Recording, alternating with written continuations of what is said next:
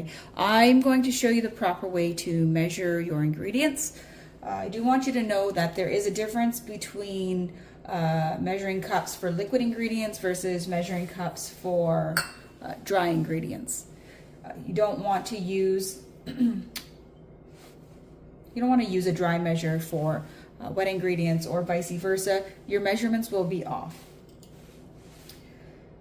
For a dry measure, you want to ensure that the cup size is the size that you need. So for this one, I'm going to measure 1 cup. I'll push these aside. Here's my flour container. I'm scooping here. What I don't want you doing is using your finger. First and foremost, it's not sanitary, and secondary, it's going to be inaccurate. So I like to use the back of a flat object such as a pastry knife or a regular knife. You don't want to use the bent side, you want to use the flat side. Okay.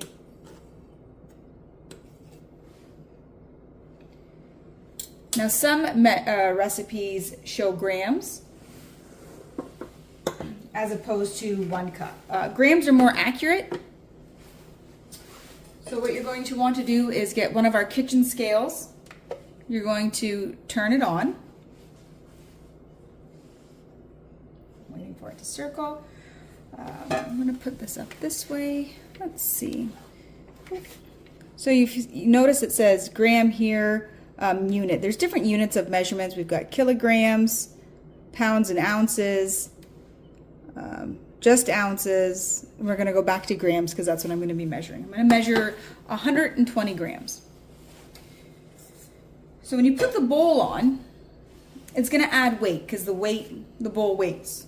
It has substance to it. It has a weight to it. So you hit the tare button and it puts the scale or resets the scale back to 0. And then I slowly like to add the flour.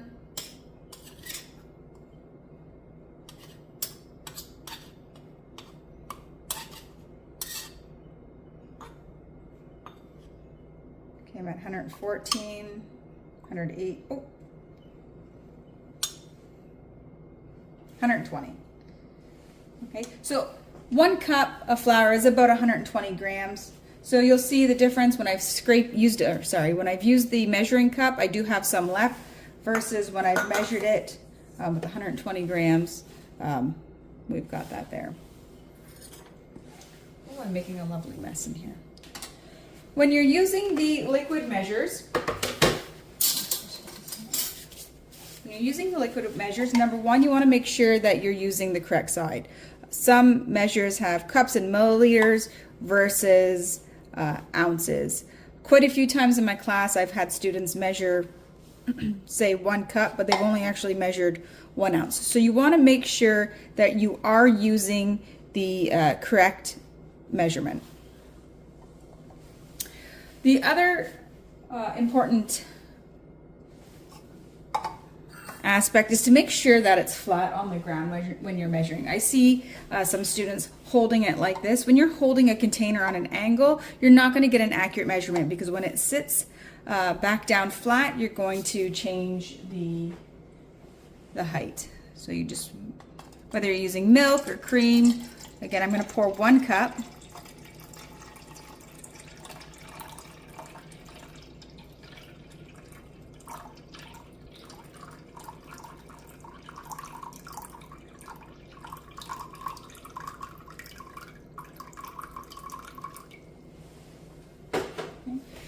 If you're not certain, again, don't pick it up to take a look because if you turn it, again, the water angle is going to change. You want to lay that flat. You can get down and then take a look, and I see that it's correctly on that 1 cup line. Actually, I'll put this in here.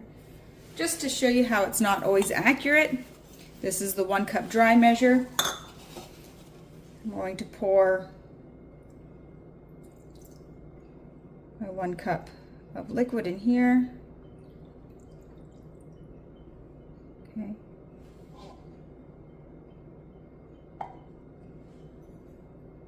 And when you're using these, again, this one's slightly below but you can spill if you're not careful.